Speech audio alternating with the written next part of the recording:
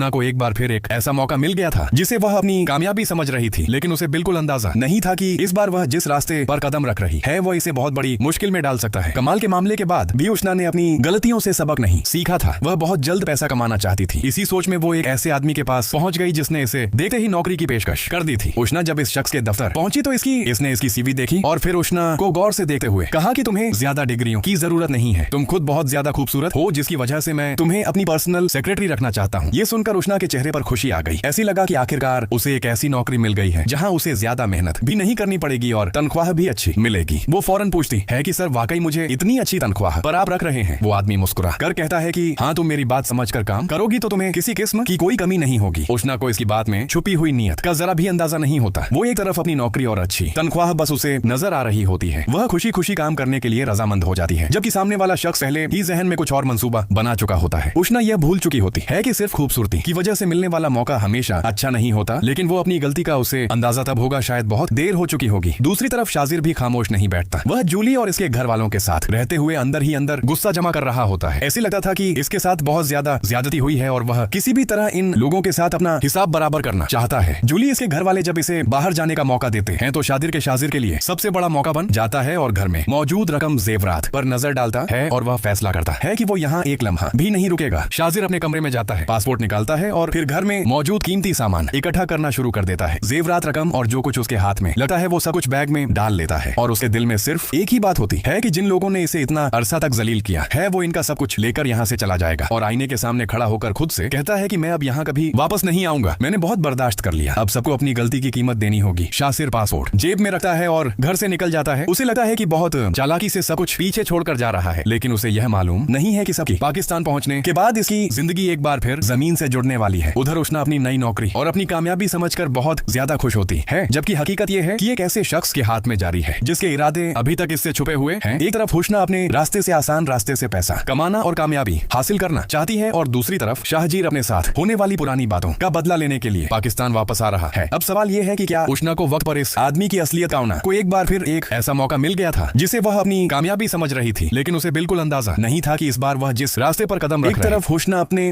रास्ते से पैसा कमाना और कामयाबी हासिल करना चाहती है और दूसरी तरफ शाहजीर अपने साथ होने वाली पुरानी बातों का बदला लेने के लिए पाकिस्तान वापस आ रहा है। अब सवाल यह है कि क्या उष्णा को वक्त पर इस आदमी की असलियत का अंदाजा हो जाएगा या अपनी गलती की वजह से वो बहुत बड़ी मुश्किल में फंस जाएगी। और क्या शाजिर पाकिस्तान पहुंचते ही दोबारा समीन की जिंदगी में दाखिल होकर इदरान और समीन के रिश्ते को तबाह करने की कोशिश करेगा और वो क्या इसमें कामयाब हो जाएगा? अब टाइम है वीडियो को स्टोरी को एक्सप्लेन करने का। अब जिस तरह से दिखाया जा रहा है कि शाजिर जो है वो सारे जेवरात और वो हर चीज बैग में भरता हुआ नजर आ रहा है कि जैसे ही वो जूली को अपने एतमाद में लेता है, उसे यकीन दिलाने की कोशिश करता है कि मैं तुमसे बहुत मोहब्बत करता हूं, मैं तुम्हें कभी धोखा नहीं दूंगा और मैं इस शादी को टाइम देना चाहता हूं, वक्त देना चाहता हूं और मैं तुम्हें कभी धोखा नहीं दूंगा। तो जूली को इस कहीं ना कहीं शाजिर पर एतमाद होना शुरू हो जाता है और फिर वह अपना कारनामा सर अंजाम देता है कि वहां से पासपोर्ट, ज्वेलरी और सब कुछ लेकर वह पाकिस्तान भागकर आने वाला है।